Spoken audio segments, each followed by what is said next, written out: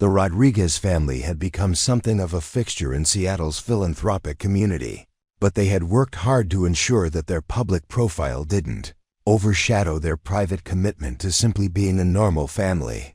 Emma played soccer in the neighborhood league. Ethan had discovered a talent for chess that reminded Marcus of himself at that age. And both children attended public school with classmates who knew their story but treated them like any other kids. Sarah's role at the foundation had expanded beyond veteran services to include policy advocacy. She now testified regularly before state and federal committees about the need for comprehensive support systems for returning service members. Her latest project involved working with the Department of Veterans Affairs to implement trauma-informed care protocols that would prevent other families from falling through the cracks as hers had. The irony wasn't lost on her that she now worked closely with some of the same officials who had once turned her away. Patricia Wong, the VA director who had dismissed Sarah's pleas for help years earlier, had become one of her strongest allies in pushing for systemic reform. Their relationship had evolved from antagonistic to collaborative, built on Wong's genuine remorse and Sarah's ability to separate personal hurt from professional purpose. The thing about second chances, Sarah had told a reporter recently, is that they're not just for the people who made mistakes. Sometimes the system itself needs a second chance to do better. Marcus's business had also evolved in unexpected directions. Rodriguez Enterprises had pivoted from pure technology development to focus on solutions for social problems. Their latest app, Vet Connect, linked veterans with local support services and allowed them to connect with others who had shared similar experiences. The platform had processed over 50,000 connections in its first year and had been adopted by VA hospitals across the country. The success of Vet Connect had brought Marcus full circle in ways he hadn't anticipated. The young entrepreneur, who had once built apps for food delivery, was now using the same skills to address hunger and homelessness. His investors, initially skeptical about the shift towards social impact, had been won over by the combination of measurable results and positive publicity that came from doing meaningful work. On this particular Veterans Day, the Rodriguez family had planned a special celebration. After Emma's school assembly, they drove to the new Sarah Chin Foundation Community Center, a converted warehouse in South Seattle that now housed emergency shelter spaces, job training programs, and mental health services. The center served as both a practical resource and a symbol of how individual transformation could create systemic change. The ribbon-cutting ceremony attracted a crowd that included city officials, veteran advocacy groups, and dozens of families who had been helped by the foundation's programs. Mayor Jennifer Schultz spoke about the center as a model for other cities, praising the Rodriguez family's commitment to turning personal experience into public good. But the most meaningful moment came when Maria Santos, the Navy veteran whose family had been among the foundation's first success stories, presented Sarah with a plaque made by her daughters. The inscription read, "To Mrs. Sarah, who showed us that heroes don't always wear capes. Sometimes they wear combat boots and carry car keys to drive you to safety." As the afternoon celebration continued, Sarah found herself in conversation with a young Army veteran named David Kim, who had recently returned from deployment and was struggling with the transition to civilian life. His story was achingly familiar: nightmares, anxiety, difficulty finding work, relationships strained by trauma. But unlike Sarah's experience years earlier, David had found support immediately upon reaching out to the foundation. "I saw your interview on the news last month," David told her. "When you said that asking for help isn't giving up, it's gearing up for the next mission. That's what convinced me to call your hotline instead of just giving up completely." Sarah understood the weight behind his carefully chosen words. She had learned to recognize the signs of someone contemplating whether life was worth continuing, having faced those same dark thoughts during her lowest moments. "What mission are you gearing up for now?" she asked gently. David's face brightened slightly. I want to be a social worker. I want to help other veterans the way your foundation helped me. I start school in the spring. These conversations had become routine parts of Sarah's work, but they never lost their emotional impact. Each person who found hope through the foundation's programs represented not just an individual success, but validation that her own struggles had served a larger purpose. As evening approached, the Rodriguez family gathered in their backyard for a private Veterans Day barbecue. Marcus manned the grill while Sarah set the table, and Emma and Ethan played fetch with Ranger, the golden retriever they had adopted 6 months earlier. The dog had come from a program that trained service animals for veterans with PTSD, but he had washed out of the program for being too friendly and distractible. For the Rodriguez family, these qualities made him perfect. "Dad," Ethan said as he threw a tennis ball across the yard, "Mrs. Liu says we're going to study family histories for our next project. Can you help me write about how you and Mom found each other again?" Marcus paused his grilling to consider the question. The story had been told many times in various formats: news interviews, foundation materials, speeches at conferences. But telling it to his son, helping him understand the journey that had led to their family, felt different from all those public retellings. "I think we should all work on that together," Marcus replied. "Your mom and I both have parts of the story, but you and Emma are part of it too. You were the reason we found our way back to each other."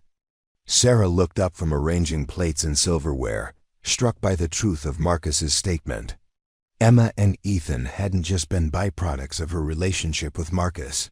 They had been the catalyst for healing wounds that might never have been addressed otherwise. Their existence had forced both parents to confront their mistakes and make choices based on love rather than pride or fear. As they sat down to dinner, Sarah realized that she had stopped marking time by trauma anniversaries and started measuring it by milestones of joy. Emma's first goal in soccer, Ethan's first chess tournament victory, Marcus's 40th birthday party where he had laughed until he cried at Emma's magic show. These were the memories that now defined her calendar. The little girl who had once begged for food outside restaurants was now helping serve meals to other families in need. The silent boy who had retreated from the world was now mentoring younger children at the community center's chess club. The broken veteran who had felt abandoned by her country was now working to ensure that no other service member would face the same isolation.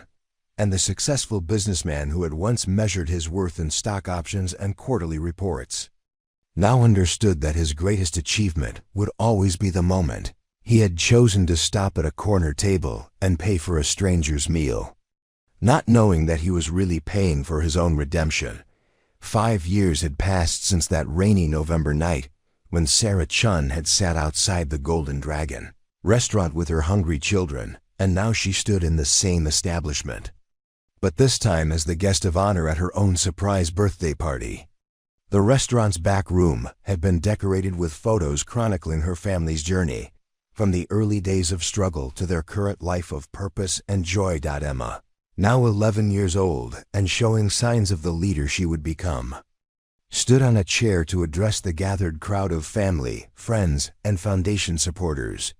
Her speech was confident and heartfelt, reflecting the maturity that had come from understanding both hardship and blessing at a young age.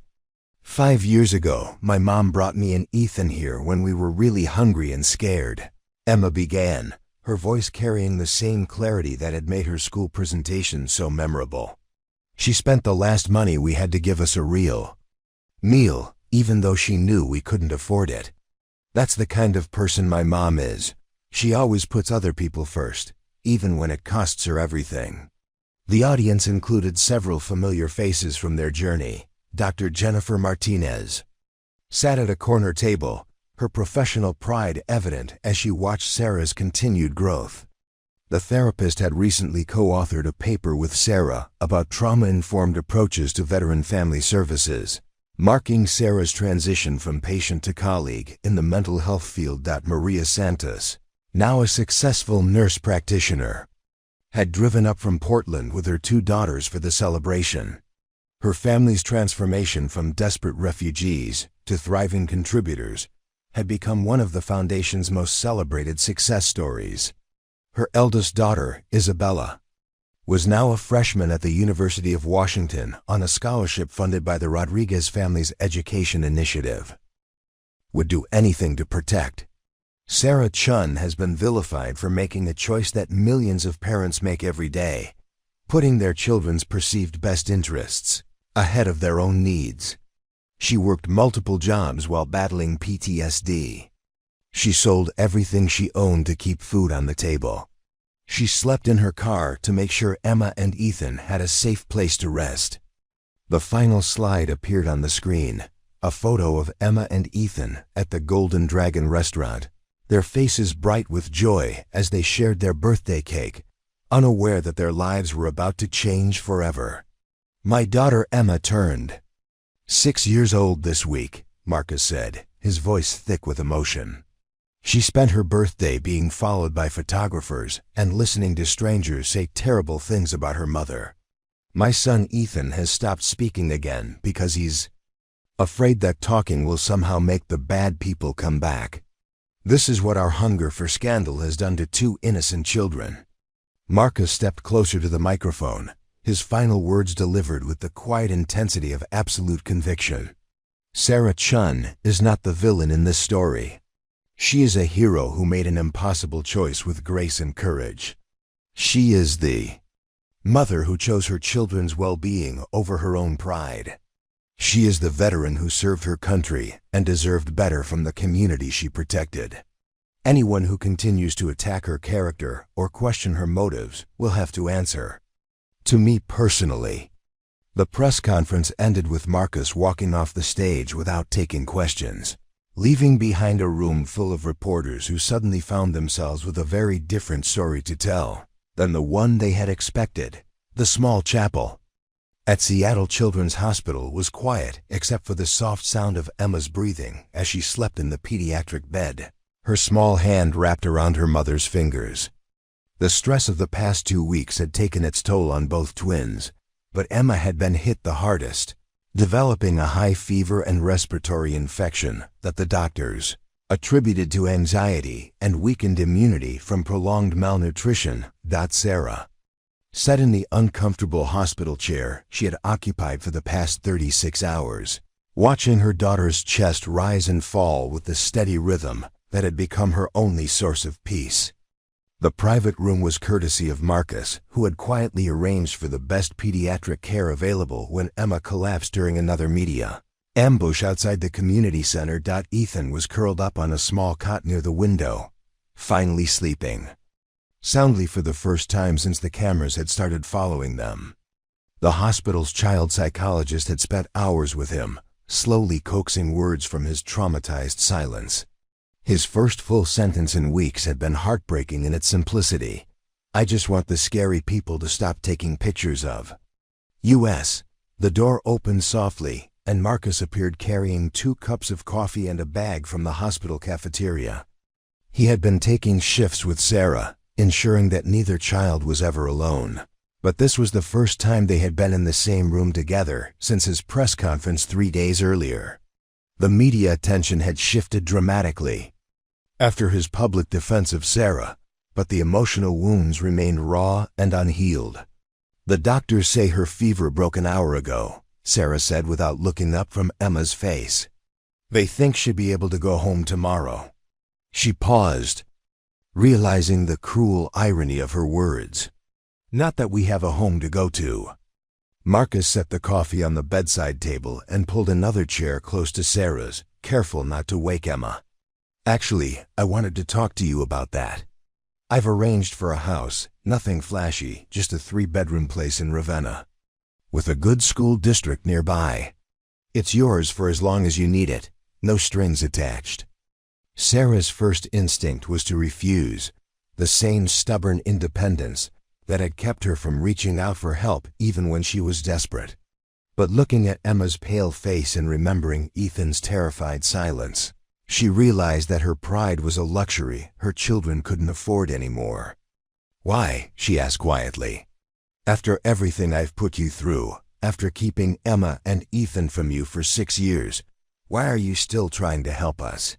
Marcus was quiet for a long moment, studying his daughter's sleeping face with an expression of wonder and regret. Because I've spent the last week thinking about all the moments I missed. Emma's first steps, Ethan's first words, birthday parties and bedtime stories and scraped knees that needed kissing. I can't get those years back, Sarah, but I can make sure they never have to be afraid or hungry again. Sarah felt tears threatening. For the first time since the hospital vigil began. I'm sorry, Marcus. I'm so sorry for everything. You were right. I made that choice for both of us, and it was wrong. I was scared and hurt, and I thought I was protecting everyone. But I was just protecting myself from more disappointment. We were both protecting ourselves, Marcus replied, reaching over to brush a strand of hair from Emma's forehead with infinite gentleness. I was protecting myself from the messiness of real life, from the possibility that love might require sacrifice and compromise. I was 28 and thought I could control everything, including when and how we would build our life together. The admission hung between them, not quite forgiveness but something closer to understanding. Sarah had carried the weight of her decision alone for 6 years, convincing herself that she had spared Marcus from a burden he wouldn't have wanted. But seeing him now, watching how naturally he touched their daughter's face and how his eyes tracked every change in her breathing, she realized how wrong she had been about his capacity for love. They're going to need time, Sarah said, gesturing toward both sleeping children. Emma keeps asking why everyone was so angry at us. Ethan hasn't called anyone daddy since he was 3 years old. This isn't going to be simple. Marcus nodded, understanding the complexity of what they were facing. I don't expect it to be simple. I don't expect them to suddenly see me as their father just because biology says I am. I want to earn that relationship, Sarah. I want to prove that I can be the kind of man who deserves to be called their dad. Emma stirred in her sleep, making small sounds of distress that immediately brought both parents to full attention. Sarah smoothed her daughter's hair while Marcus adjusted the blanket, their movements synchronized despite years of separation. Emma's eyes fluttered open, still glassy with fever but clearer than they had been in days. Mommy? Emma's voice was hoarse. From the respiratory infection. Is the man who bought us dinner still here? Sarah glanced at Marcus, who had frozen in place, uncertain how to respond. Yes, sweetheart, he's right here. His name is Marcus. Emma turned her head slightly to look at Marcus with the direct gaze that children use when they're trying to understand something important. Are you the one who made the mean people stop talking about us on TV? Marcus felt his throat tighten with emotion. I tried to, Emma. I told them the truth about your mommy and about how brave and strong she is. Emma considered this information with the seriousness of a much older child. Ethan says you might be our dad. Is that true? The question hung in the air like a challenge and an invitation simultaneously. Marcus looked at Sarah, who nodded almost imperceptibly, giving him permission to answer honestly. Yes, Marcus said simply. I am your dad. I know that's confusing and maybe a little scary, but it's true. I love you and Ethan very much, even though I just found out about you. Emma absorbed this information with the remarkable adaptability of childhood. Will you stay this time? Even if Mommy gets sick again? Or if we don't have enough money for food?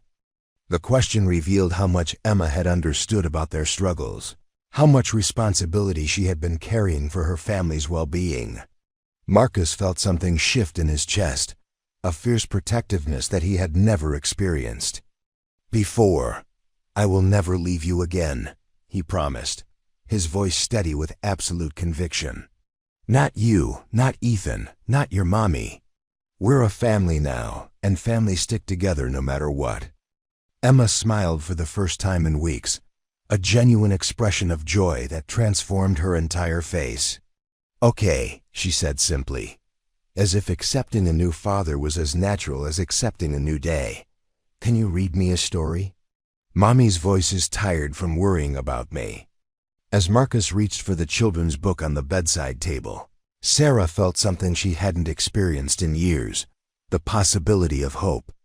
The road ahead would be difficult, filled with therapy sessions and difficult conversations, and the slow work of building trust. But for the first time since she had made that impossible choice 7 years ago, she wasn't facing the future alone. The community center where Sarah and the twins were staying became a gathering point for protesters and supporters alike. A group calling themselves Justice for Military Families organized daily demonstrations demanding that Marcus be held accountable for child abandonment. Counter-protesters, mostly tech workers and business leaders, argued that he was being unfairly vilified for a situation he hadn't created. Dr. Rebecca Martinez, a child psychologist who had never met Emma or Ethan, appeared on 3 different talk shows discussing the psychological trauma the children were likely experiencing from being weaponized in their parents' conflict. She recommended immediate intervention by Child Protective Services and suggested that Sarah's military background might have made her more likely to use tactical manipulation in personal relationships. The most painful betrayal came from within Sarah's own support network.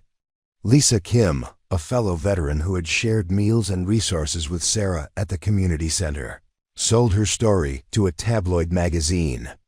The article, titled "Homeless Vet's Roommate Tells All," included quotes about Sarah's secretive behavior and her refusal to talk about the children's father, even when we were all struggling together. "She always acted like she was too good for charity," Lisa was quoted as saying. "Now we know why she was holding out for the big payday. She let her kids go hungry when she could have been living in a mansion this whole time." The story included photos of Sarah's few possessions, including a small notebook where she had written letters to Marcus that she never sent. The magazine published excerpts without permission, turning her private thoughts and struggles into public entertainment. One entry, written on Emma's 5th birthday, read, "I wonder if you think about us today. I wonder if you'd love them as much as I do. I wonder if I made the right choice, but it's too late to wonder now." Emma's kindergarten teacher, Mrs. Patricia Chun, received calls from reporters asking about the twins' behavior in school, their academic performance, and whether there had been signs of neglect. While Mrs. Chun refused to comment publicly, the school district issued a statement saying they were monitoring the situation closely and would take appropriate action to ensure student welfare. The breaking point came when someone leaked Sarah's military medical records to a gossip website, revealing details about her PTSD diagnosis and treatment history. The violation of her privacy was not only illegal but devastating, reducing her complex struggles with trauma to fodder for public speculation about her mental fitness as a parent. By the end of the week, Sarah and her children were no longer people dealing with difficult circumstances. They had become characters in a public drama where everyone had an opinion but few had facts. The truth of their situation, the complexity of the choices that had led them here, was lost in the noise of judgment and assumption.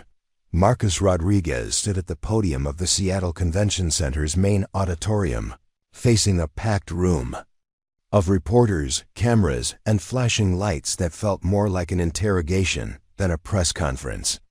His usually impeccable appearance showed signs of the stress he'd been under. His tie was slightly askew, and there were dark circles under his eyes that spoke of sleepless nights, spent strategizing with lawyers and wrestling with his conscience. Past week had been a nightmare of twisted narratives and character assassination, not just against him but against Sarah and the children. Every morning brought new headlines that painted Sarah as a manipulative gold digger and him as a callous billionaire who abandoned his responsibilities.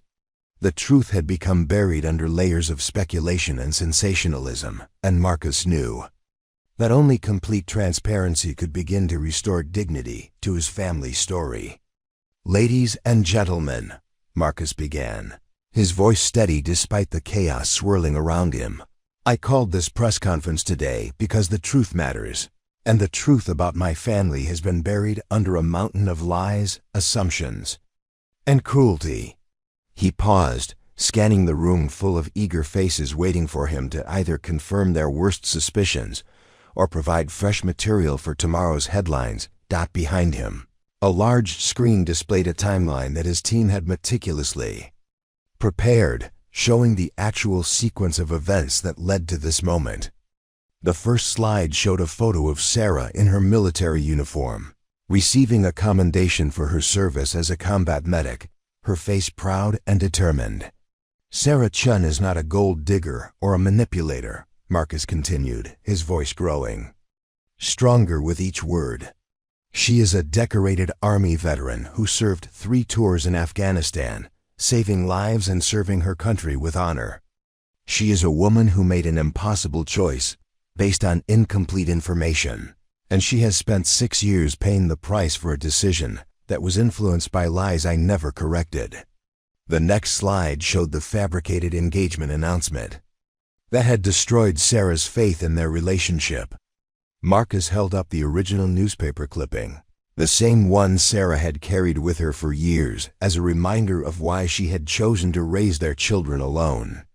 "This engagement announcement was fake," Marcus declared, his voice cutting through the murmur of the crowd. "It was created by my PR team without my knowledge or consent as part of a business strategy to secure investment funding. I never dated Amanda Whitmore. I was never engaged to anyone except in my heart to Sarah Chun, the woman I planned to marry when she returned from her deployment." Janet Morrison, the reporter who had broken the original story, raised her hand aggressively. "Mr. Rodriguez, if the engagement was fake, why didn't you correct it? Why did you let Ms. Chen believe you had moved on?" Marcus's jaw tightened as he remembered the arrogance of his younger self, the assumption that Sarah would always be there waiting for him. "Because I was 28 years old and I thought I had time to explain everything when she came home. Because I was focused on building my business, and I assumed that our love was strong enough to survive a few months of misunderstanding. I was wrong, and that mistake cost me 6 years with my children." The room erupted with questions, but Marcus raised his hand for silence. "I'm not finished. The narrative that Sarah hid our children from me out of spite or greed is not just wrong, it's cruel. Sarah made her choice because she believed I had chosen someone else. She made her choice because she was struggling with PTSD and didn't want to burden me with her recovery. She made her choice because she loved me enough to let me go." The next slide showed photos of Emma and Ethan from the past week, their faces blurred for privacy, but their body language clearly showing the impact of the media circus on their young lives. Marcus's voice broke slightly as he continued. "My children, Emma and Ethan, are 6 years old. They didn't ask to be born into this situation, and they certainly didn't ask to become pawns in a media-feeding frenzy. Every cruel comment about their mother, every speculation about their lives, every photographer who has followed them to school has traumatized children who have already experienced enough hardship for several lifetimes." Dr. Patricia Wong from the Veterans Affairs Office had positioned herself near the front of the room, her face reflecting the discomfort of someone who knew she had failed Sarah when help was needed most. Marcus's next words were directed at her and the system she represented. Sarah Chun sought help from the VIA multiple times over the past 2 years. She was placed on waiting lists, given referrals to programs that had no funding, and told to fill out paperwork that required a permanent address she didn't have. The system failed her, and everyone who turned away from a veteran in need shares responsibility for what happened to my family." The crowd was quieter now, the sensationalism of the moment giving way to something more somber as Marcus's words painted a picture of systemic failure rather than personal villainy. He clicked to the next slide, which showed documentation of every attempt Sarah had made to get assistance, every form she had filled out, every program that had denied her help. But I'm not here just to assign blame, Marcus continued. I'm here to announce action. Today, I'm establishing the Sarah Chun Foundation for homeless veterans and their families, with an initial endowment of $50 million. This foundation will provide immediate housing assistance, mental health support, and job placement services for veterans who are struggling with the transition to civilian life. The announcement sent a ripple of surprise through the audience. This wasn't the typical corporate charity gesture. This was a substantial commitment that would have real impact on the community that had failed his family. Marcus's voice grew more personal as he approached the end of his prepared remarks. I want to address the mothers and fathers in this room, the people who have children. Years later, when people asked Sarah Chun Rodriguez about the secret to transforming tragedy into triumph, she would always give the same answer. Love isn't about perfect timing or perfect circumstances. It's about showing up for each other, especially when showing up is the hardest thing to do. The toy car that had started it all still sat on Marcus's desk, not as a reminder of what was lost, but as a symbol of what was found when two broken hearts learned that sometimes the most beautiful things in life come from the pieces we thought were too damaged to ever be whole again. If this story touched your heart and reminded you that hope can bloom in the darkest moments, you're not alone. At Soul Stories, we believe that every ending is really just a new beginning, and that love has the power to heal even the deepest wounds. Have you ever experienced a moment when a stranger's kindness changed everything? Or witnessed a family's journey from desperation to hope? Share your own stories of unexpected blessings in the comments below. We read every single one and are inspired by your experiences. Don't forget to subscribe to Soul Stories and hit that notification bell so you never miss these powerful tales of resilience, forgiveness, and the miracles that happen when we choose love over fear. Every subscription helps us continue sharing stories that remind us of our shared humanity and the extraordinary power of ordinary kindness. Thank you for being part of our Soul Stories family. Until next time, remember, your story matters, your heart matters, and somewhere out there, someone needs to hear exactly what you've learned from your journey. Marcus had been devastated, but had eventually convinced himself that she was right. His business was expanding rapidly, requiring constant travel and 18-hour workdays. Maybe he wasn't ready to be the partner that someone recovering from trauma needed. He had thrown himself into his work with renewed intensity, building his company into the empire it was today. But he had never completely gotten over the loss of what might have been. Now, staring across the restaurant at the woman he had once planned to marry, Marcus realized how wrong they had both been. Sarah hadn't been pushing him away because she didn't love him. She had been protecting him from the burden of her struggles, just as she was now protecting her children from the full reality of their desperate situation, the twins. Marcus's eyes moved to Emma and Ethan, studying their faces with new understanding. Emma had Sarah's eyes and smile, but her bone structure was different, more angular. Ethan was quieter, more reserved, but something about the way he held his shoulders reminded Marcus of himself at that age. Both children appeared to be around 5 or 6 years old, which would place their birth right around the time that Sarah had cut off contact with him. The realization hit him like a physical blow.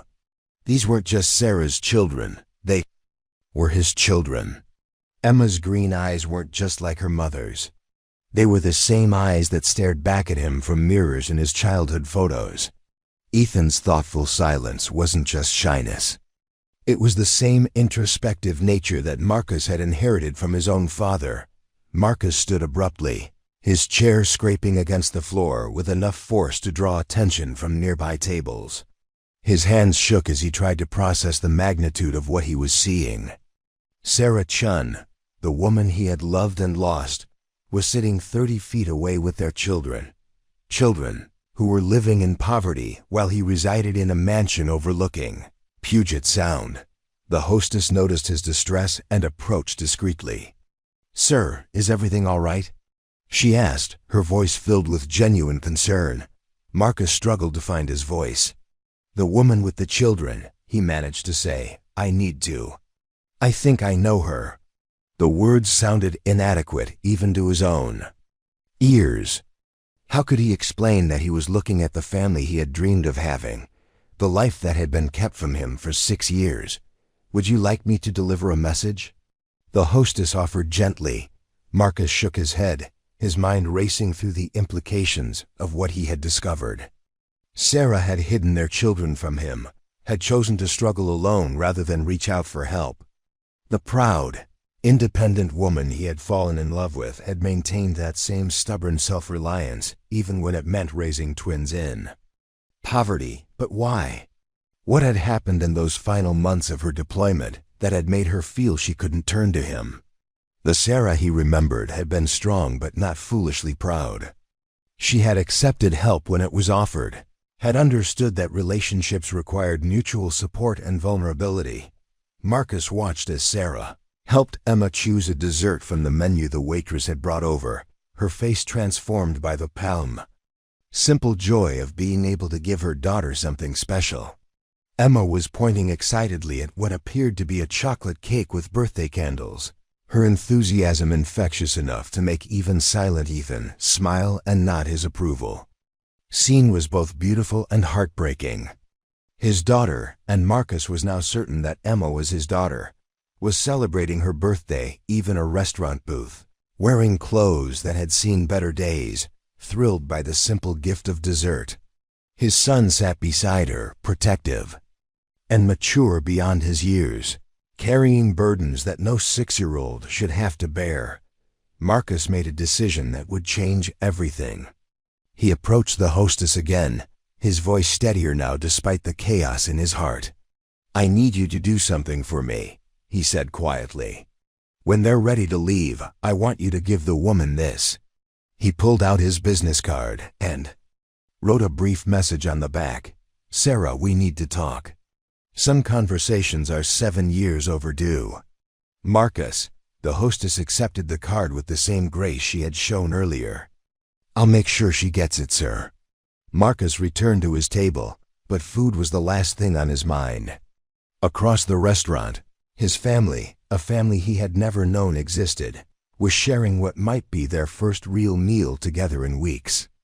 And tomorrow, his daughter would turn 6 years old, probably without presents or a proper party. While he owned more than he could spend in a lifetime, Sarah's hands trembled as she read the message on the back of the business card. The elegant script seeming to blur and refocus as her mind struggled to process what she was seeing.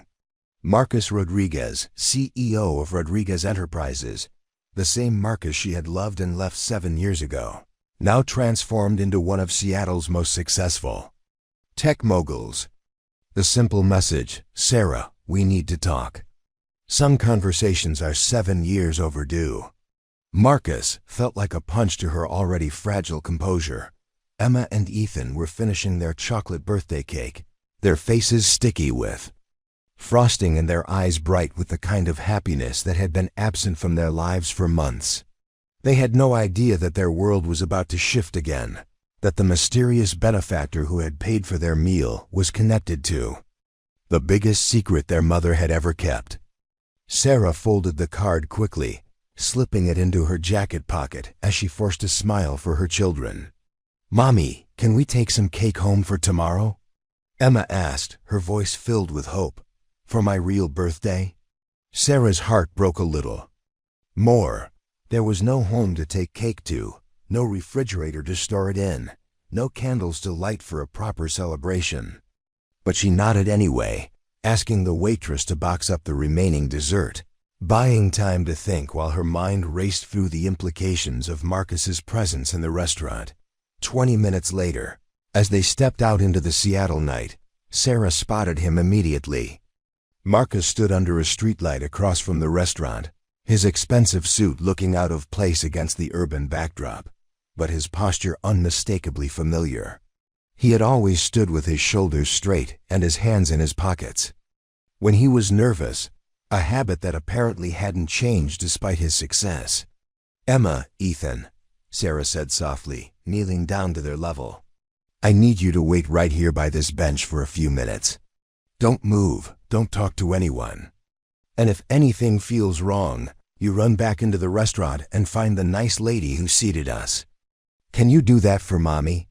Both children nodded solemnly, recognizing the serious tone in their mother's voice.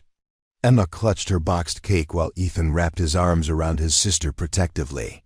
Sarah kissed each of their foreheads then walked across the street with steps that felt like she was marching toward her own execution. Marcus looked older than she remembered, his face more angular and his eyes carrying the weight of success and responsibility. But when he smiled at her approach, she saw glimpses of the young entrepreneur she had fallen in love with all those years ago, the man who had made her believe that she could have a life beyond military service and trauma.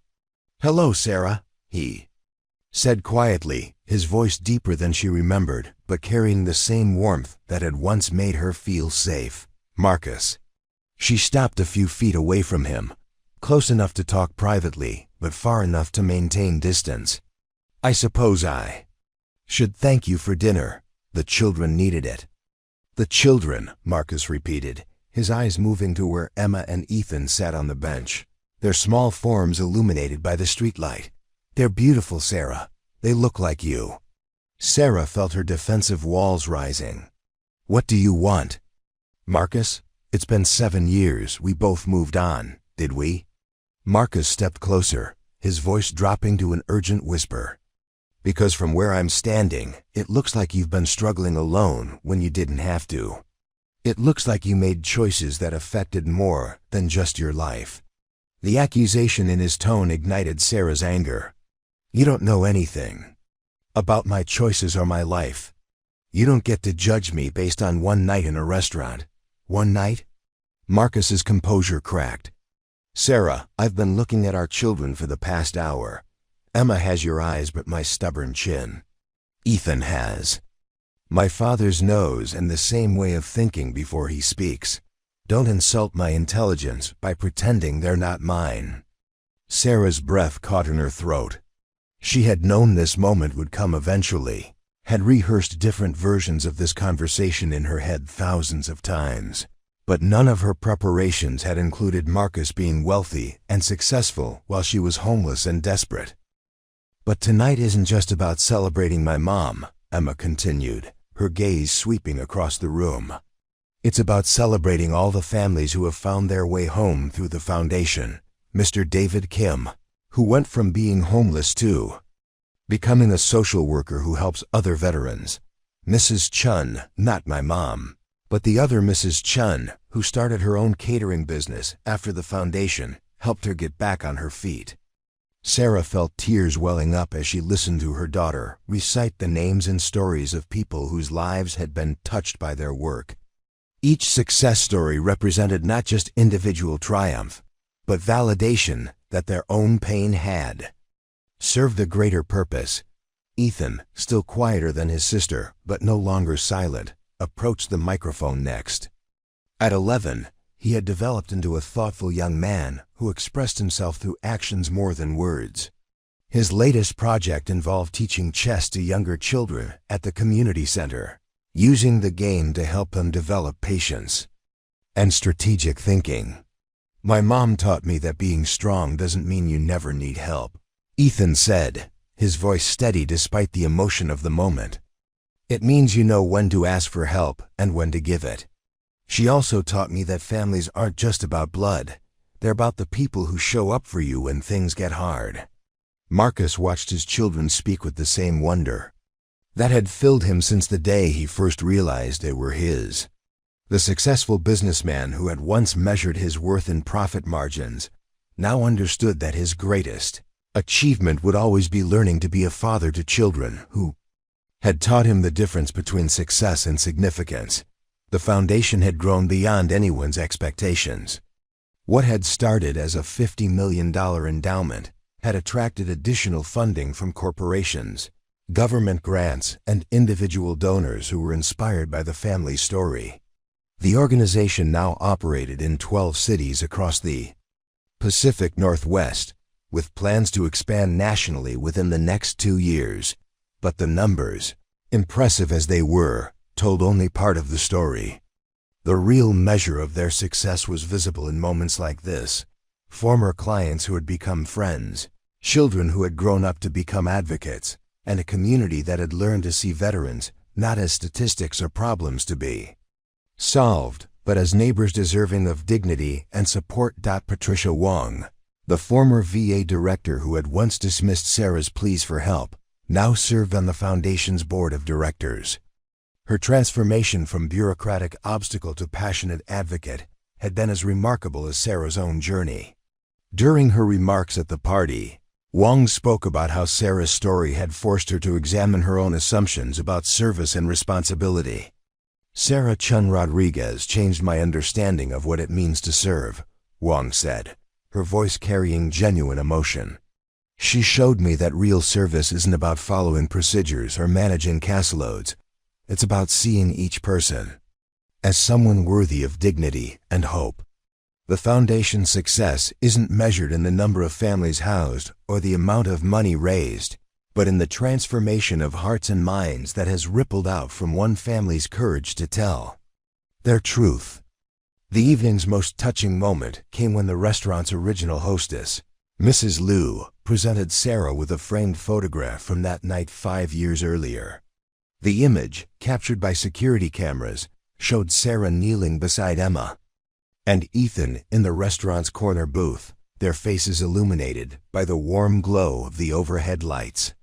"I kept this picture all these years," Mrs. Liu explained, her voice thick with emotion. "Even when I didn't know who you were or what would happen to your family, I knew that what I was seeing that night was special. A mother's love, a family's courage, and the beginning of something beautiful." Sarah studied the photograph, remembering the desperation and hope that had warred in her heart that night. The woman in the picture looked exhausted and defeated, but her hands were gentle as she helped her children with their meal. The love was visible even in the midst of their struggle, a testament to the power of family bonds that transcend circumstance. As the party continued into the evening, Sarah found herself in conversation with a group of young veterans who had recently joined the Foundation's support network. Their questions were familiar: how to navigate the transition from military to civilian life, how to maintain dignity while asking for help, how to believe that their struggles would eventually lead to something meaningful. "The hardest part," Sarah told them, "isn't the practical stuff, finding housing or getting health care or dealing with bureaucracy. The hardest part is learning to forgive yourself for not being the person you thought you would be when you came home.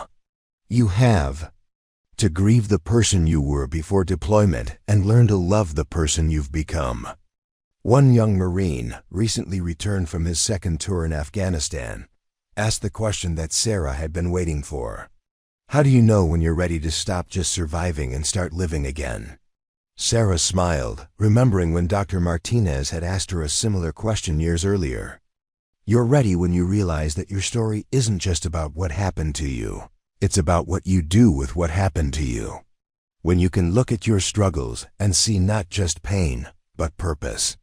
As the evening wound down and guests began to leave, the Rodriguez family found themselves alone in the restaurant's back room, surrounded by the detritus of celebration, but also by the warm glow of connection and community. Emma and Ethan had fallen asleep on a bench, their heads resting against each other in the unconscious intimacy of twins, who had shared everything from their first breath to their latest adventure. Marcus helped Sarah clean up the decorations, their movements synchronized by years of partnership that had been built on mutual respect and shared purpose. The wealthy CEO who had once lived in isolation now understood that true wealth was measured in relationships and impact rather than bank balances and stock options. "What are you thinking about?" Marcus asked as he watched Sarah carefully fold the photos that had documented their journey. Sarah held up the security camera image from 5 years earlier, comparing it to a recent family portrait that showed all 4 of them laughing together at Emma's soccer game. "I'm thinking about that night when I made the decision to spend our last $20 on dinner instead of saving it for something practical. I was so scared that I was being irresponsible, but it turned out to be the most important investment. I ever made. Investment in what? Marcus asked, though he thought he knew the answer. In hope, Sarah replied simply. In the belief that love is worth the risk, that family is worth fighting for, and that sometimes the most practical thing you can do is something completely impractical. As they carried their sleeping children to the car, Sarah realized that she had finally learned the difference between surviving and thriving. Surviving was about making it through each day, about protecting what little you had and hoping for nothing more than tomorrow. Thriving was about using your experience to lift others up, about turning your scars into sources of strength, and about understanding that your greatest struggles often become your greatest gifts to the world. As they drove home through Seattle's quiet streets, Emma stirred in the backseat and whispered sleepily, "Mom, do you think there are other families out there right now who are scared and hungry like we used to be?" Sarah met her daughter's eyes in the rearview mirror, seeing not the frightened child from years past, but a young girl who understood that blessings carry responsibility. "Yes, sweetheart. That's why we keep doing this work. Then tomorrow we help them too," Emma declared with the matter-of-fact determination that had become her trademark. Before drifting back to sleep against her brother's shoulder, Marcus reached over and squeezed Sarah's hand as they pulled into their driveway. The house was modest compared to his former mansion, but it was filled with something money couldn't buy: the laughter of children who felt safe, the warmth of love that had survived its greatest test, and the quiet satisfaction of lives lived in service to others. That night, as Sarah tucked Emma and Ethan into their beds, Emma asked one final question. "Mommy, what do you think would have happened if Dad hadn't stopped at our restaurant that night?" Sarah brushed her daughter's hair back with the same gentle motion she had used during their darkest days. "I think love always finds a way, sweetheart. Maybe not that night, maybe not that way, but somehow, someway, we would have found each other. Some families are just meant to be."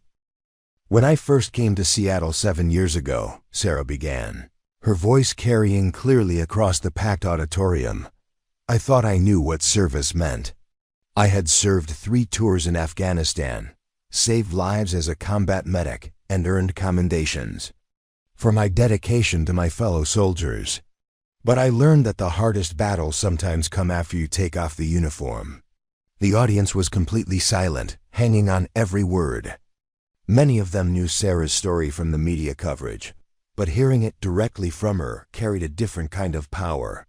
She had become a symbol not just of personal redemption, but of systemic change in how society treats its veterans. "I spent 2 years believing that asking for help was a sign of weakness, that admitting I was struggling with PTSD somehow diminished my service or made me less worthy of respect. I made choices based on pride and fear that hurt not just me, but my children and the man I loved. I'm standing here tonight because I learned that true strength isn't about surviving alone. It's about building communities that ensure no one has to." Dr. Jennifer Martinez, Sarah's therapist, sat at a table near the stage with several other mental health professionals who had joined the Foundation's network. The doctor's eyes shone with professional pride as she watched her patient deliver a speech that would have been impossible just months earlier. Sarah's journey from traumatized isolation to public advocacy had been remarkable, but it hadn't been easy. There had been setbacks and difficult days, sessions where progress seemed impossible, and others where breakthroughs came unexpectedly. Sarah Chen Foundation has helped 43 families find stable housing this year, Sarah continued, clicking to a slide that showed photos of some of those families. But numbers only tell part of the story. Maria Santos, a Navy veteran, is now working as a nurse while her 2 daughters attend the same elementary school as my children. James Wilson, who served 2 tours in Iraq, has started his own landscaping business and bought his first house last month. These aren't just statistics. These are lives rebuilt, dreams restored, and families reunited. In the audience, Maria Santos wiped away tears as her photo appeared on the screen.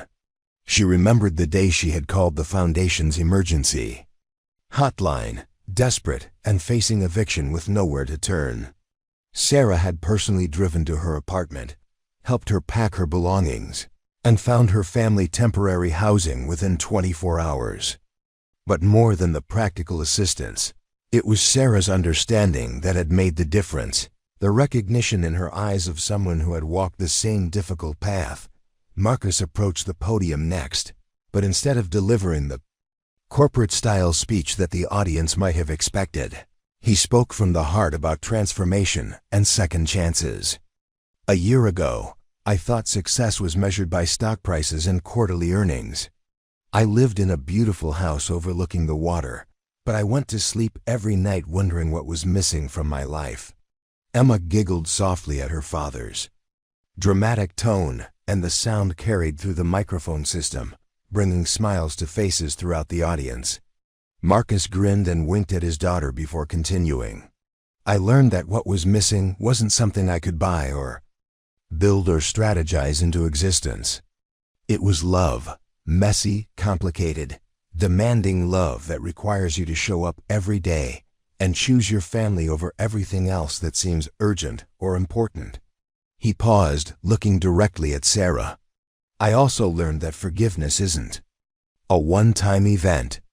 It's a daily practice, a choice that we make over and over again to build something new instead of staying trapped by what went wrong. The final segment of the evening belonged to Emma and Ethan, who had insisted on participating despite their young age. Emma approached the microphone first, standing on a small step stool that brought her to the right height. "Hi everyone," she said with the confidence of a child who had never doubted that she belonged on any stage. "My name is Emma Rodriguez, and this is my brother Ethan. We wanted to say thank you to everyone who helps kids like us." Ethan, still more reserved than his sister, but no longer silent, stepped forward to add his part. "Before Dad found us, Mom was really sad sometimes, and we didn't have enough food. Now we have our own rooms, and Mom smiles every day, and Dad teaches us how to throw footballs really far." The simplicity of their perspective cut through all the complexity that adults had layered onto their story. To Emma and Ethan, the transformation was straightforward. They had gone from a family that was struggling to a family that was thriving. The media attention, the legal complications, the business implications that had consumed so much adult energy were irrelevant to their experience of being loved and cared for. As the evening wound down and guests began to leave, Sarah found herself back at the entrance of the Golden Dragon restaurant, which had catered the gala's dinner. The same hostess who had seated her family that desperate night 18 months earlier approached with a warm smile. "Mrs. Rodriguez," the woman said, using Sarah's married name for the first time, "I wanted to tell you how proud we all are of what you've accomplished.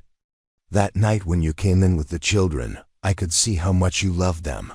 I'm so glad everything worked out." Sarah hugged the older woman, remembering how her kindness had made such a difference during one of the darkest periods of their lives. "Thank you for treating us with dignity when we needed it most.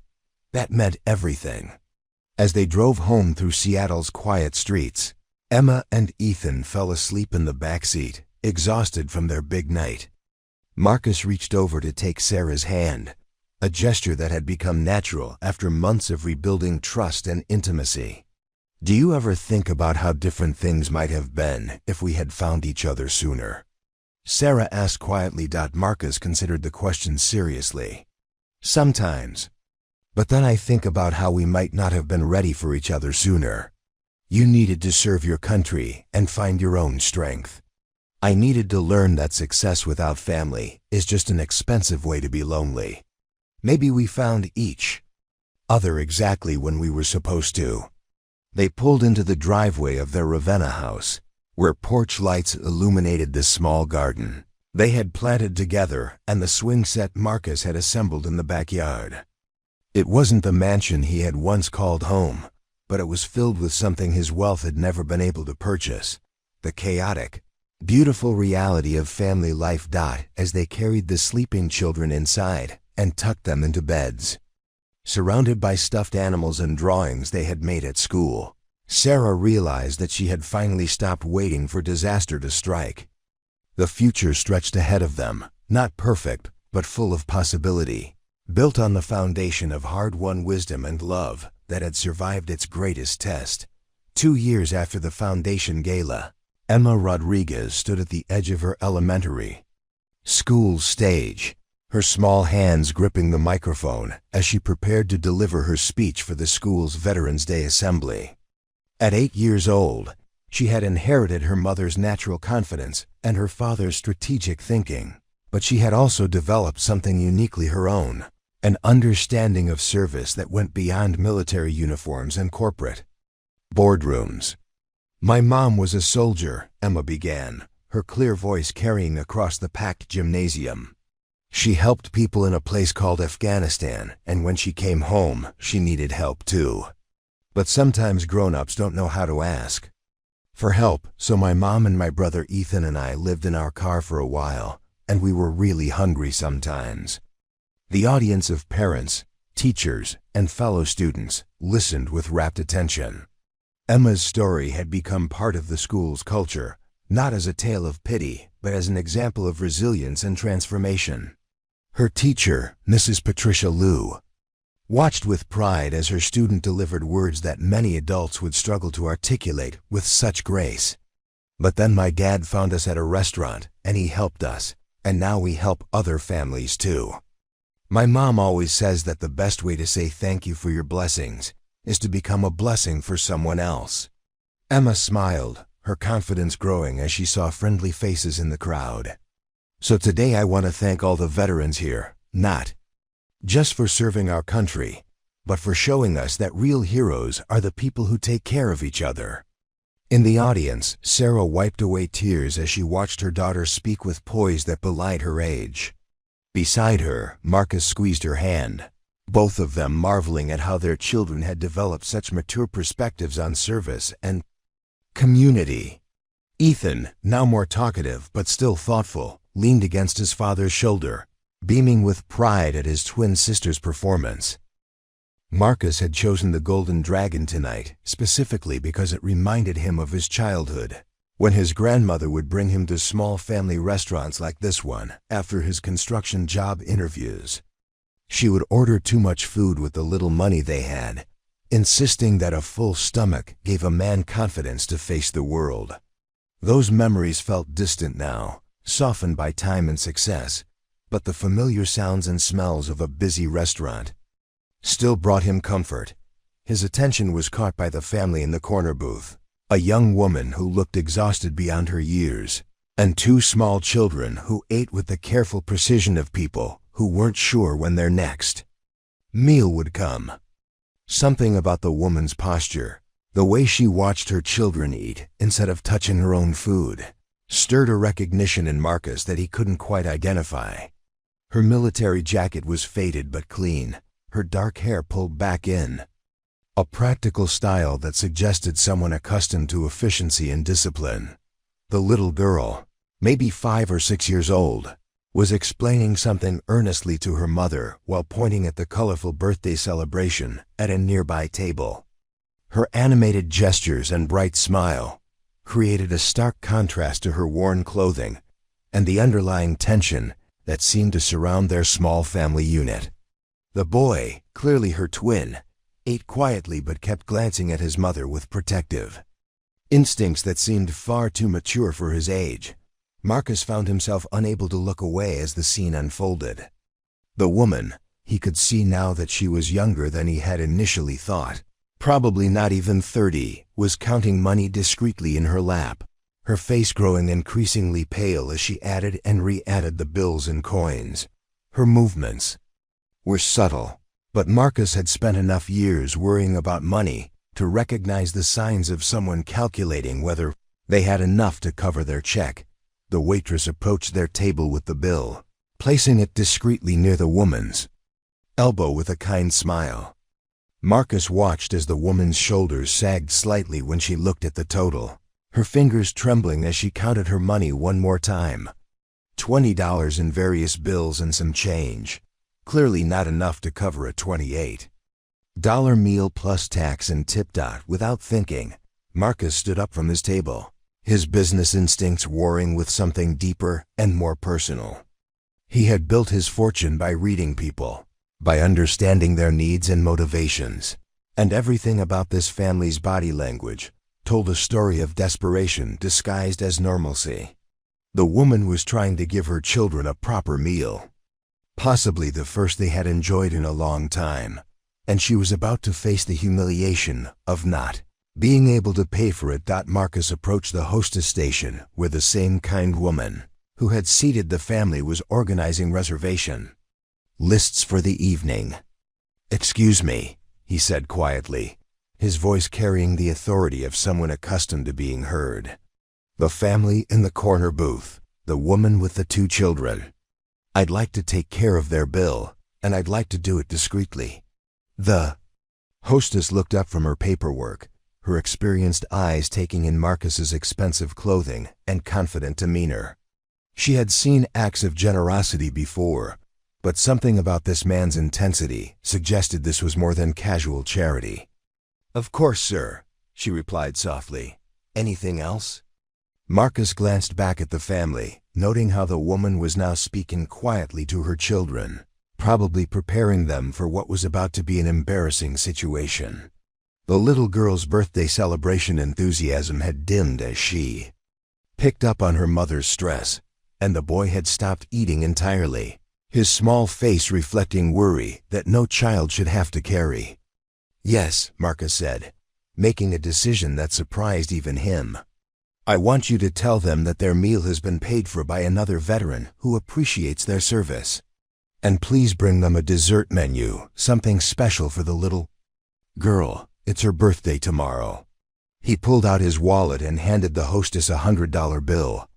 "This should cover everything, including a generous tip for the waitress."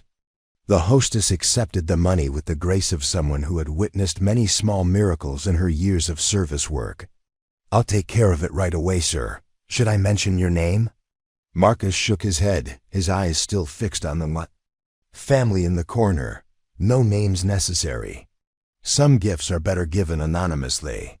He paused, something nagging at the edge of his consciousness as he watched the woman gently stroke her daughter's hair. The gesture was so familiar, so reminiscent of someone from his past, that it made his chest tighten with unexpected emotion. As the hostess walked toward their table with a warm smile and the news that would transform their evening, Marcus returned to his own table but found it impossible to concentrate on his work. He watched discreetly as the woman's face transformed from worry to disbelief to overwhelming gratitude, as her children's excitement returned in full force, and as the waitress brought them a selection of desserts that made the little girl clap her hands with joy. The woman looked around the restaurant, clearly trying to identify their mysterious benefactor, but Marcus had positioned himself so that he remained invisible to their line of sight.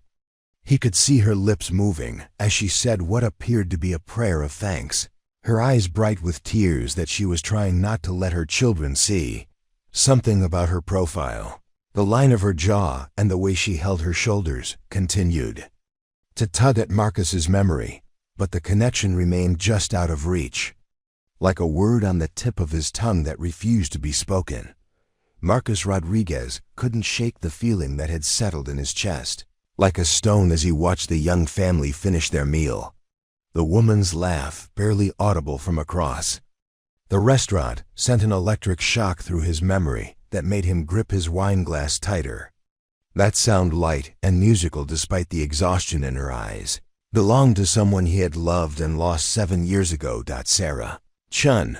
The name hit him like a physical blow as the pieces suddenly clicked into place. The profile he had been studying, the way she tucked her hair behind her ear when she was thinking, the protective way she watched her children, it was all achingly familiar.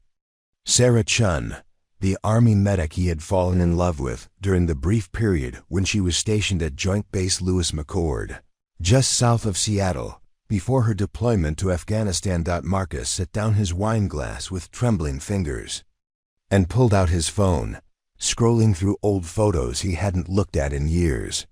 There she was, laughing in his downtown loft apartment, wearing his oversized Seahawks jersey and making pancakes on a Sunday morning.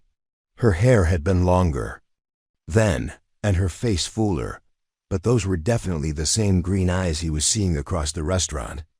The same gentle hands that were now cutting food for her children had once traced patterns on his chest as they talked about their future together. The memories flooded back with devastating clarity.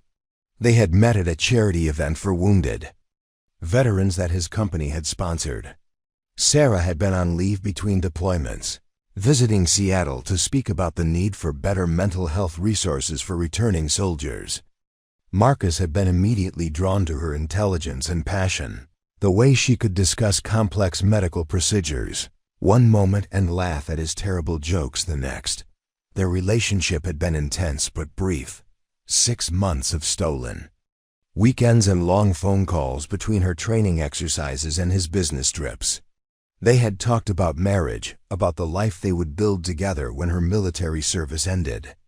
Marcus had even bought a ring, a simple diamond solitaire that he had carried in his pocket for weeks, waiting for the perfect moment to propose. But then Sarah received orders for her 3rd deployment to Afghanistan, and everything changed. Night before she left, they had argued about the future. Marcus wanted her to leave the military, to start their civilian life together, while Sarah felt obligated to serve one more tour with her unit. The argument had escalated into harsh words about commitment and sacrifice, ending with Sarah walking out of his apartment and Marcus too proud to follow. He had tried to contact her during her deployment, sending emails and care packages, but the responses became increasingly distant and infrequent. When he learned through mutual friends that Sarah had been injured in an IED explosion and was being treated for PTSD, he had attempted to visit her at the military hospital, but she had refused to see him. The message came through a nurse, Sarah. Chun wanted to focus on her recovery and felt it was better if they made a clean break. "You left," she said, her voice barely above a whisper. "You made it clear that your business was more important than anything else. You wanted me to choose between my duty and your convenience. That's not what happened, and you know it," Marcus replied, his own voice rising slightly before he caught himself and glanced toward the children. "I wanted you to choose us. I wanted you to choose the life we could have built together. While my unit was deploying without their medic, while soldiers I had trained with were going into combat zones understaffed because I wanted to play house with my boyfriend." Sarah's eyes flashed with old pain. "You never understood what service meant to me, Marcus. You saw it as competition instead of duty." Marcus ran his hands through his hair, a gesture she remembered from their worst arguments. "Maybe I didn't understand then, but I understand now. I understand that you were injured on that deployment. I understand that you came back with PTSD and struggled to readjust. What I don't understand is why you shut me out completely." Sarah looked away, unable to meet his eyes. "Because I was broken, Marcus. Because I was having nightmares and panic attacks and couldn't function like a normal person. Because I found out I was pregnant 2 weeks before I was supposed to come home, and I was terrified that you would stay with me out of obligation rather than love." The admission hung between them like a physical presence. Marcus stared at her, his face cycling through emotions, surprise, hurt, anger, and something that might have been relief. "So you made the decision for both of us," he said finally. "You decided that I wasn't capable of choosing to love you and our children, regardless of your struggles. You decided that I was too shallow or too selfish to be a real partner. I decided that you deserved better than a broken soldier and 2 babies you never asked for," Sarah shot back. "I decided that Emma and Ethan deserved a mother who could focus on them completely instead of splitting her attention between recovery and trying to be someone I wasn't anymore. And how did that work out for you?" Marcus's voice was gentler now, but the question still stung. "Are they better off hungry and homeless? Are you better off begging for food outside restaurants? Are any of us better off because you made that choice alone?" Sarah felt tears threatening but refused to let them fall. Every day for 6 years, I've second-guessed that decision. Every night when they go to sleep without enough food, every time Emma asks why other kids have daddies and she doesn't. Every time Ethan looks at me like he's trying to solve a puzzle he's too young to understand. But I made the best choice I could with the information I had. What information? Marcus demanded. What could have been so terrible that you thought poverty was better than letting me help? Sarah reached into her jacket pocket and pulled out a folded newspaper clipping, yellowed with age and worn from handling. She handed it to Marcus without a word. The headline read, "Tech mogul Marcus Rodriguez engaged a socialite Amanda Whitmore," accompanied by a photo of Marcus in a tuxedo standing beside a beautiful blonde woman at some charity gala. Marcus stared at the clipping, his face going pale. Sarah, this ISN single quotes T. This was never. I saw this 3 days before I was supposed to fly home, Sarah interrupted. I was at a military hospital in Germany, recovering from my injuries and trying to process the news that I was carrying twins. I thought you had moved on. I thought you had found someone more suitable for your new life. This was a publicity stunt, Marcus said desperately. Amanda was an investor's daughter. The engagement was fabricated by my PR team to help secure funding. I never even dated her, Sarah. I was waiting for you to come home so I could propose to you. The words hit Sarah like a physical blow. 6 years of justifying her decision, 6 years of convincing herself that she had done the right thing, crumbled. In an instant, she had based the most important choice of her life on a lie, and now her children were paying the price for her mistake. The story broke on Seattle's morning news 3 days after Marcus and Sarah's confrontation outside the Golden Dragon restaurant. Tech billionaire's secret family living in poverty screamed the headline across Channel 7's morning show, complete with grainy photos of Sarah and the twins taken outside the restaurant and stock footage of Marcus's waterfront mansion. The reporter, a sharp-faced woman named Janet Morrison, delivered the story with the kind of breathless sensationalism that turned personal tragedy into public entertainment. Sources close to the Rodriguez family confirm that CEO Marcus Rodriguez recently discovered he has 6-year-old twins with former Army medic Sarah Chun, who has been homeless and begging for food on Seattle streets, Morrison announced, her voice dripping with manufactured outrage. The question many are asking tonight is, how could a billionaire allow his own children to live in such desperate conditions? The story spread like wildfire across social media platforms, with #SecretFamily and #BillionaireDeadbeat trending on Twitter within hours. Anonymous sources, later revealed to be disgruntled former employees and business rivals, provided quotes about Marcus's callous disregard for family values and his pattern of abandoning responsibilities when they became inconvenient. Sarah first learned about the media frenzy when she and the twins were approached by a reporter outside the community center where they had been staying since their night at the restaurant. Emma and Ethan clung to her legs as cameras flashed, and microphones were thrust in their direction, the children's faces reflecting confusion and fear as strangers shouted questions about their daddy and whether they were happy to be rich now. "Miss Chen, how long have you been hiding Mr. Rodriguez's children from him?" one reporter called out. "Were you planning to extort money from him? How does it feel to be called a gold digger who trapped a successful businessman?" Sarah pushed through the crowd of journalists, her military training kicking in as she created a protective barrier around Emma and Ethan. But the damage was already done. The children had heard the ugly words, had seen their mother reduced to a villain in a story they didn't understand. That night, Emma asked why the strangers were saying mean things about her, and Ethan retreated even further into his shell of silence. The narrative that emerged in the media was devastating in its simplicity and cruelty. Sarah was portrayed as a manipulative ex-girlfriend who had deliberately hidden Marcus's children to punish him for their breakup. choosing to let them suffer in poverty rather than swallow her pride and ask for help. Online comment sections filled with vicious speculation about her motives, her character, and her fitness as a mother. "She's obviously been planning this for years," wrote one Facebook user whose profile picture showed him holding a fish. "Wait until the kids are old enough to be sympathetic, then accidentally run into him at a public place. Classic gold digger." Playbook, another commenter added. "Those poor babies being used as pawns in their mother's revenge scheme. She should lose custody immediately. At least with him they'd have food and a roof over their heads."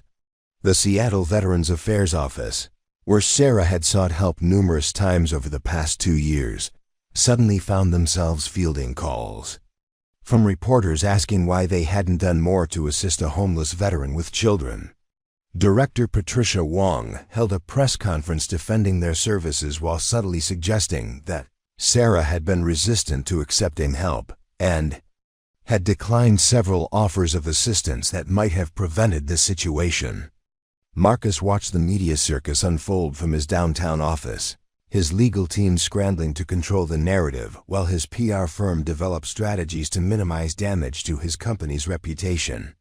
But every interview request he declined, every no comment from his representatives, only fueled speculation that he was trying to avoid responsibility for his children.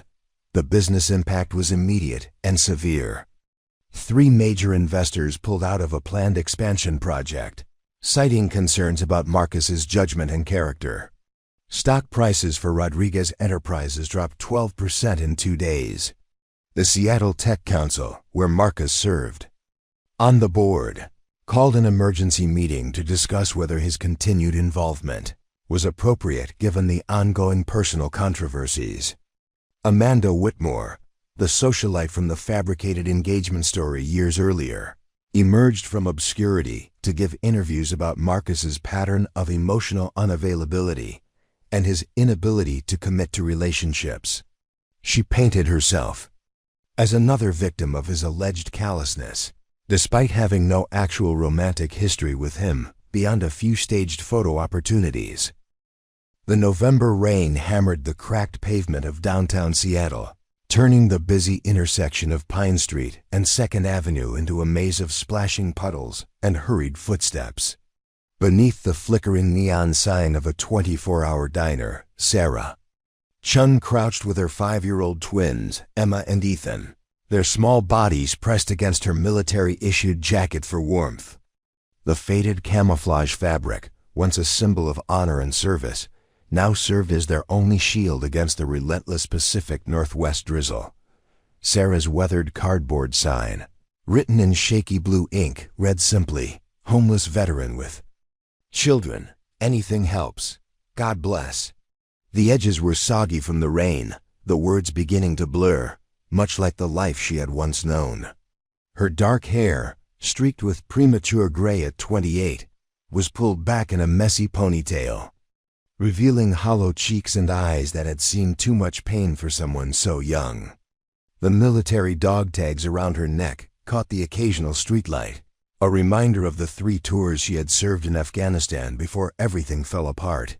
Emma, with her bright green eyes and missing front tooth, clutched a torn stuffed rabbit that had seen better days.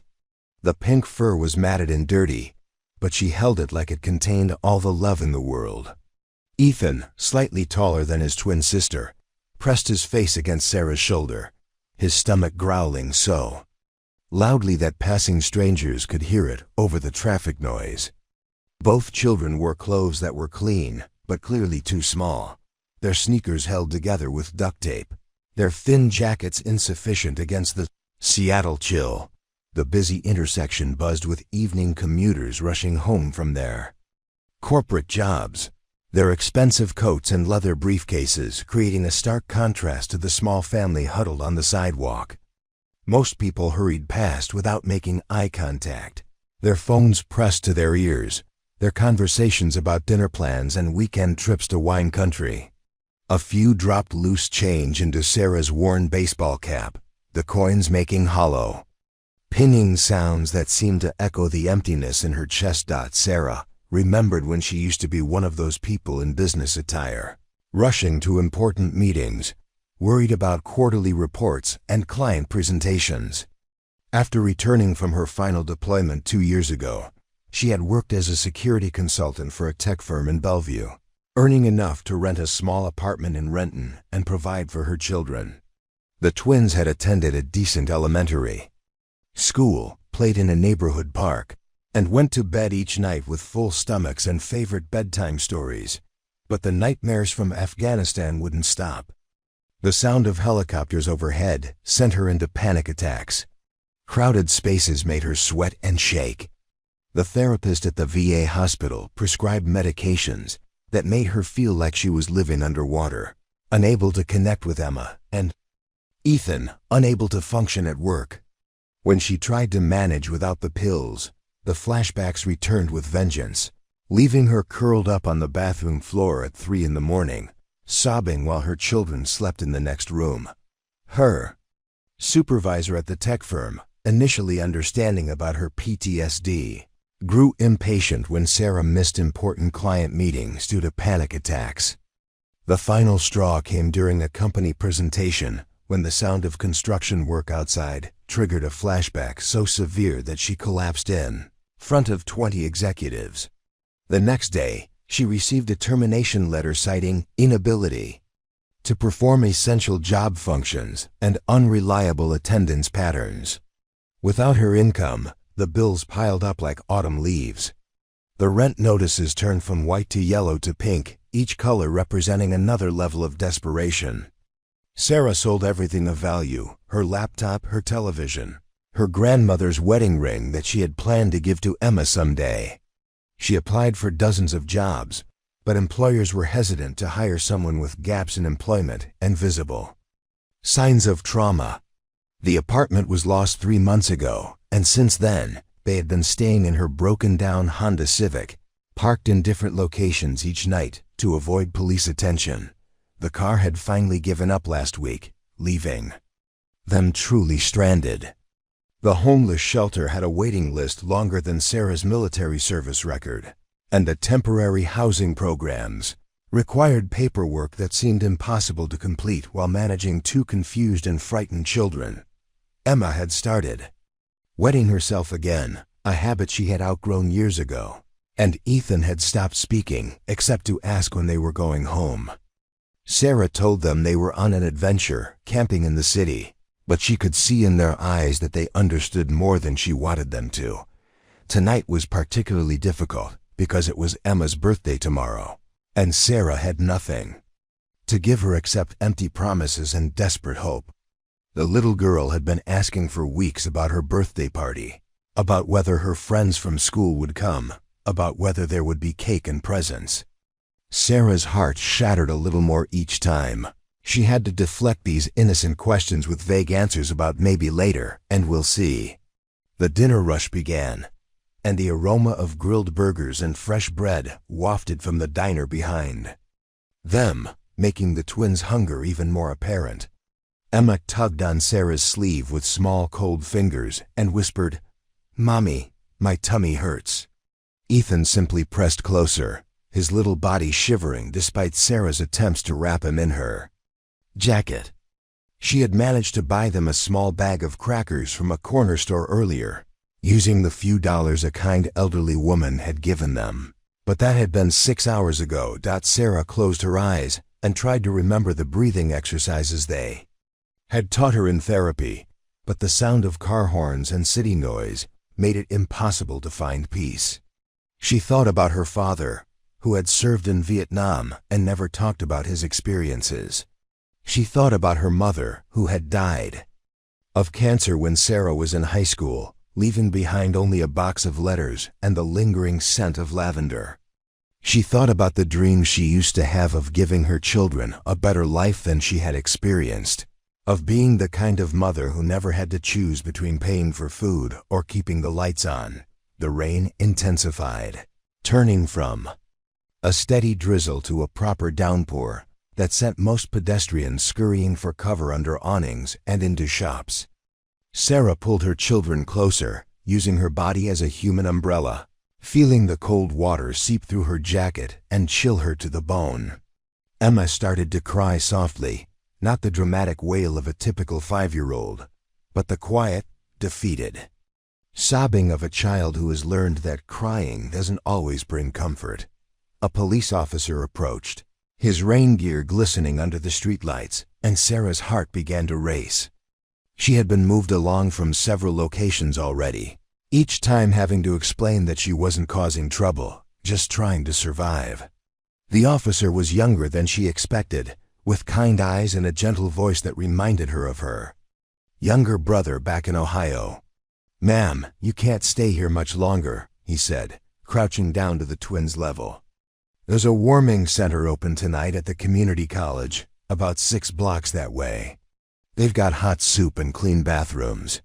He pressed a $20 bill into Sarah's hand, his own eyes reflecting the pain of seeing children in such circumstances. "For the little ones," he added quietly, standing up and walking away before Sarah could thank him properly. $20. It wasn't much in a city where a simple meal cost $15, but it was hope wrapped in green paper.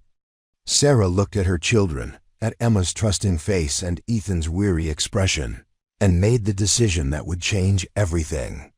Instead of heading to the warming center, she would use the money to buy them a real meal, something hot and filling that would give them strength for whatever came next.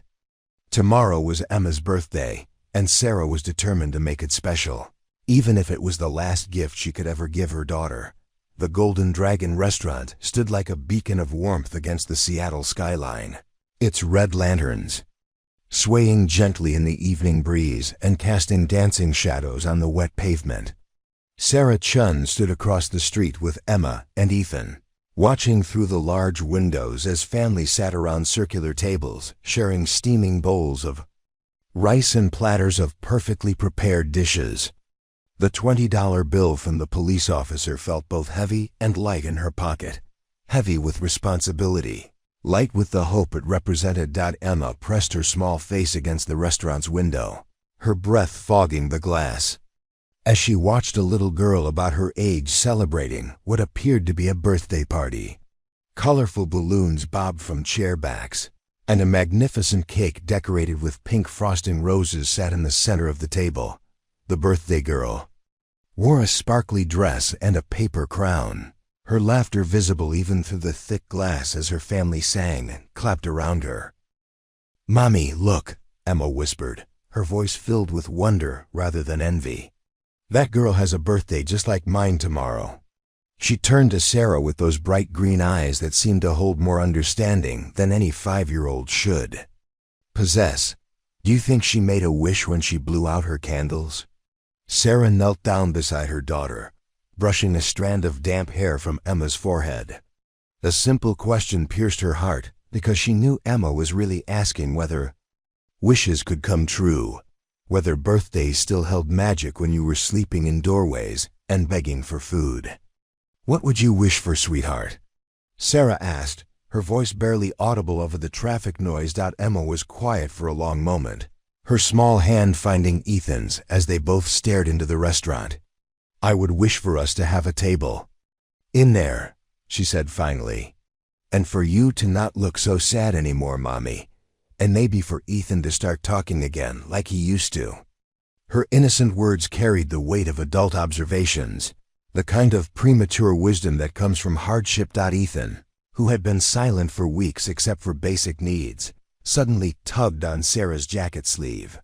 When she looked down at him, he pointed to the restaurant and nodded vigorously, his eyes brighter than they had been in months. It was the most communication he had offered since they lost their apartment, and Sarah realized that her son understood exactly what this moment meant. The hostess inside the restaurant, a kind-faced woman in her 50s with graying hair pulled back in an elegant bun, noticed the small family pressed against the window. She had worked at the Golden Dragon for over 15 years and had developed an instinct for recognizing people in need. Something about the way the mother held her children, protective yet desperate, reminded her of her own struggles as a young immigrant, trying to build a life in America.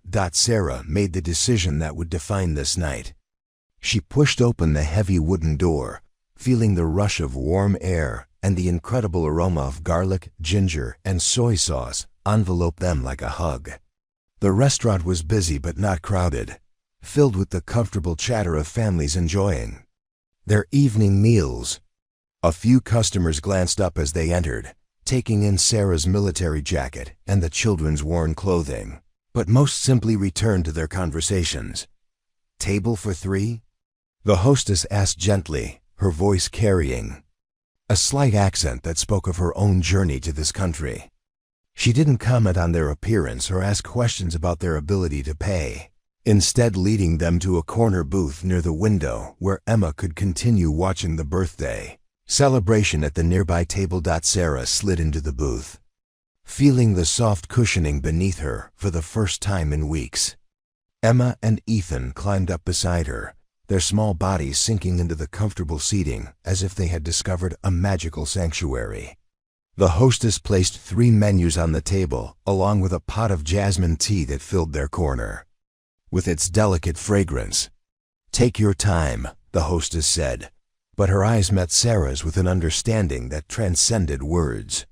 She had recognized something in this young mother, the same determination to provide for her children that she herself had felt decades ago when she arrived in Seattle with nothing but hope and a willingness to work. Sarah opened the menu with trembling fingers, scanning the prices and calculating in her head.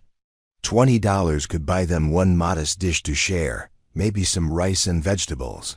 Enough to fill their stomachs, but not enough for the kind of meal that Emma deserved on the eve of her birthday. She thought about the warming center the police officer had mentioned, where they could get free soup and a safe place to sleep. But looking at her daughter's face illuminated by the restaurant's warm lighting, she knew this moment was worth more than practical considerations.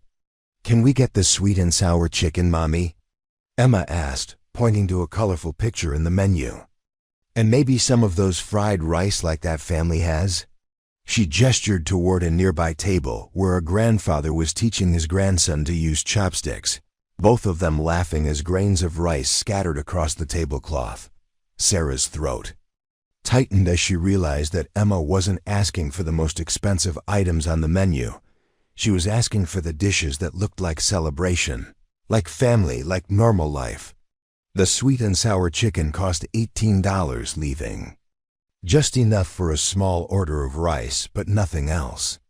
No appetizer, no dessert, no second chance if the children were still hungry afterward. Ethan, still silent but more animated than he had been in weeks, pointed to the picture of spring rolls and then to himself, his first clear communication about wanting something specific. Sarah looked at the price, $6 for an order of 4 spring rolls, and knew she would have to make another impossible choice. The waitress approached their table, a young woman with a warm smile and patient demeanor who seemed to understand that this family needed extra time and kindness. "What can I get started for you folks?" she asked, pulling out her order pad and pen. Sarah took a deep breath, feeling the weight of her children's expectations and her own desperate desire to give them one perfect moment. "We'll have the sweet and sour chicken," she said, her voice steady despite the turmoil in her chest. "And a small order of steamed rice." She paused, looking at Ethan's hopeful face. "And could we please have an order of spring rolls as well?" The waitress wrote down the order, totaling $28 before tax and tip, more money than Sarah had, but she had already made her choice. She would find a way to make it work, even if it meant explaining their situation to the management, even if it meant facing embarrassment in front of her children. Some things were worth the risk, and her daughter's 6th birthday deserved to begin with dignity and joy.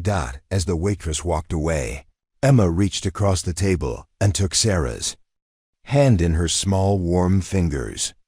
"Thank you, Mommy," she said simply, but her eyes held a depth of gratitude that spoke to how much this simple meal meant to both children. Ethan nodded in agreement, his silence broken by a small smile that transformed his entire face. Sarah squeezed Emma's hand and made a silent promise that whatever happened next, whatever consequences came from this decision, her children would have this moment to remember, a time when they sat together as a family in a warm restaurant, when their mother chose their happiness over practicality, when love was measured not in dollars but in the willingness to risk everything for a single hour of normalcy. The aroma of ginger and garlic filled the air as the waitress returned with their order, setting steaming plates of sweet and sour chicken, perfectly fluffy, rice, and golden spring rolls in front of Emma and Ethan. The children's eyes widened with delight as they took in the colorful presentation. The bright red and orange sauce glistening over tender pieces of chicken, the spring rolls arranged artfully, with small bowls of sweet and sour dipping sauce, and the jasmine rice formed into perfect white mounds. Sarah watched her children eat with an intensity that broke her heart and filled it simultaneously. Emma carefully used her fork to capture each piece of chicken, savoring every bite with the kind of appreciation that only comes from real hunger. Ethan, still mostly silent, made small sounds of contentment as he bit into a spring roll, the crispy exterior giving way to fresh vegetables and seasoned filling. For the first time in weeks, both children looked like normal kids enjoying a family dinner rather than desperate survivors. The Golden Dragon's evening rush was in full swing, with servers weaving between tables, carrying trays of sizzling dishes, and families engaged in animated conversations about their day. At a corner table near the kitchen, a man in expensive charcoal suit sat alone, occasionally glancing up from his tablet to observe the restaurant's bustling atmosphere. Marcus Rodriguez had built his tech empire from nothing, starting with a single food delivery app that had grown into a multi-billion-dollar company connecting restaurants with customers across the Pacific Northwest. At 42, Marcus carried himself with the quiet confidence of someone who had learned to navigate both boardrooms and street corners with equal skill. His dark hair was meticulously styled. His Italian leather shoes probably cost more than most people made in a month, and his Rolex caught the restaurant's ambient lighting with subtle flashes of gold. But despite his polished exterior, there was something restless in his dark brown eyes, a searching quality that suggested success hadn't filled all the empty spaces in his life. 3 months after Emma's hospitalization, the house in Ravenna had begun to feel like home in ways that surprised all of them. The modest 2-story craftsman with its front porch and small garden was nothing like Marcus's waterfront mansion, but it was filled with the kind of warmth that money couldn't buy, children's laughter echoing from the backyard, the smell of Sarah's homemade pancakes on Saturday mornings, and the comfortable silence of a family learning to be together. Sarah stood at the kitchen window, watching Marcus teach Emma and Ethan how to throw a baseball in the backyard. His expensive suits had been replaced by jeans and t-shirts, and his perfectly styled hair was now perpetually messed up from wrestling with the twins. Emma squealed with delight each time she managed to catch the ball, while Ethan's throws were becoming more confident as his silence gradually gave way to tentative words and then full sentences. The transformation in the children had been remarkable. Emma, always the more outgoing twin, had embraced Marcus with the enthusiasm she brought to everything else in her life. She had started calling him Dad within the first month, though she still occasionally referred to him as Marcus when she was being formal or trying to make a point. Ethan's acceptance had been slower and more cautious, but Marcus had earned his trust through patience and consistency, showing up for bedtime stories and scraped knees with the same reliable presence. Sarah's own healing had been more complex. The house came with a therapist, Dr. Jennifer Martinez, a specialist in military trauma who understood the unique challenges faced by female veterans. Twice a week, Sarah drove to Dr. Martinez's office in Ballard, where she was slowly learning to untangle 6 years of guilt, shame, and survival instincts that had kept her isolated and defensive. "You're not broken," Dr. Martinez had told her during their first session. You're a combat veteran who made impossible choices under extreme circumstances. Everything you did was focused on survival and protecting your children. Now we need to help you learn how to live instead of just survive." The nightmares still came, but less frequently now. The sound of helicopters overhead no longer sent Sarah into panic attacks, though she still preferred to stay indoors when the hospitals. Medical helicopters were running their routes. Marcus had learned to recognize the signs of her anxiety, offering quiet support without making her feel weak or fragile. Work had become a source of pride rather than a source of stress. The Sarah Chen Foundation, which Marcus had established, after his press conference, had offered Sarah a position as Director of Veteran Services. Her job was to help other veterans navigate the same systems that had failed her, using her experience to bridge the gap between bureaucracy and real need. She had an office in the Foundation's downtown headquarters, a steady salary, and most importantly, a sense of purpose that went beyond mere survival. On this particular Saturday morning, Sarah was reviewing applications for the Foundation's new EMERG-NCY housing program when her phone rang. The caller ID showed Patricia Wong from the Veterans Affairs Office, and Sarah's first instinct was still to let it go to voicemail. But 6 months of therapy had taught her to face difficult conversations rather than avoid them. "Sarah, I'm calling to apologize," Patricia said without preamble when Sarah answered. "I've been thinking about our conversation from last spring, when you came to my office asking for help with housing assistance. I told you the waiting list was long and that there was nothing I could do immediately. I was wrong to dismiss your situation, and I'm sorry. The apology was unexpected, but welcome." Sarah had carried anger toward the VA system for years, feeling abandoned by the very organization that was supposed to support veterans in their transition to civilian life. "Thank you for calling, Patricia. I appreciate that. I'm also calling because I want to refer families to your foundation. We've had 12 homeless veterans with children come through our doors this month alone. Your program could make a real difference for these families." After hanging up, Sarah felt a sense of completion she hadn't expected. The same woman who had once turned her away was now asking for her help. It wasn't about revenge or vindication. It was about using her experience to ensure that other families didn't have to face the same desperate choices she had been forced to make. Marcus appeared in the kitchen, grass stains on his knees, and a smile on his face that had become increasingly common over the past few months. "Emma wants to know if we can have a picnic lunch in the backyard. She's convinced that food tastes better when you eat it on a blanket."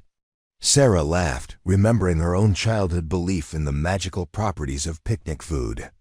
"I think we can manage that. How's Ethan doing with the baseball?" "He's getting better. He told me he wants to try out for Little League next spring." Marcus's voice carried the pride of a father who was still amazed by every new development in his children's lives. He also asked if we could invite some of his classmates over for his birthday party next month. The request was significant. Ethan's birthday had always been a quiet affair, celebrated with just Sarah and Emma due to their circumstances and his natural shyness. The fact that he wanted to invite school friends suggested a level of comfort and confidence that hadn't existed before. "I think that sounds wonderful," Sarah replied. "We'll need to talk to their parents, make sure they're comfortable with the media attention that might come with it." The media attention had died down considerably since Marcus's press conference, but there was still occasional interest in their story. People magazine had run a follow-up piece titled "Finding Family: How a Chance Encounter Changed Everything," focusing on the positive aspects of their reunion rather than the sensational elements that had dominated the earlier coverage. Emma burst through the back door, her face flushed with excitement and exercise. "Mom, Dad says we can have sandwiches outside. Can we invite the neighbors?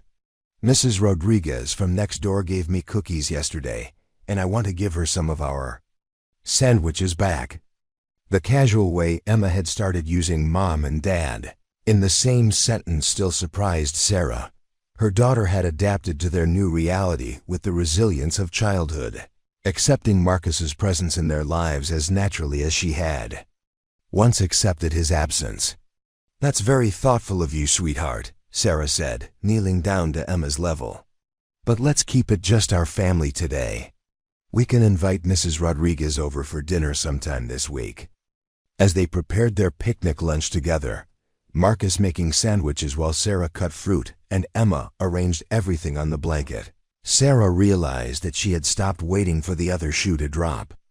For months, she had been braced for Marcus to decide that instant fatherhood was too difficult, that the complications of her PTSD and the children's needs were more than he had bargained for. Instead, he had shown up for every therapy appointment, every parent-teacher conference, every midnight fever, and every playground skinned knee.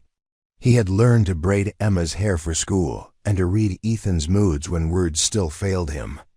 He had become not just a father, but a partner in the truest sense of the word. 1 year later, Sarah Chung Rodriguez stood at the podium of the same Seattle Convention Center where Marcus had once defended her to a room full of skeptical reporters. But today, the audience was different, filled with veterans, social workers, city officials, and families who had benefited from the Sarah Chun Foundation's programs. The annual gala celebrating the foundation's first year of operation had raised over $2 million. But more importantly, it had housed 43 homeless veteran families and provided mental health services to over 200 former service members. Emma and Ethan sat in the front row, dressed in their finest clothes and beaming with pride as their mother approached the microphone. Emma wore a blue dress that she had picked out herself, insisting it matched her eyes, while Ethan wore a small bow tie that he had learned to adjust properly after weeks of practice. Both children had grown taller and healthier over the past year, their faces filled with the confidence that comes from security and love. Marcus sat beside them, his own transformation evident in ways both subtle and profound. The sharp edges of his corporate persona had softened into something warmer and more genuine. He still ran Rodriguez Enterprises with the same strategic brilliance that had built his fortune, but his priorities had shifted in ways that surprised even him. Board meetings now ended by 5 o'clock so he could attend Emma's soccer games. Business trips were planned around school events and family dinners. His assistant had learned to block out time on his calendar for homework help and bedtime stories.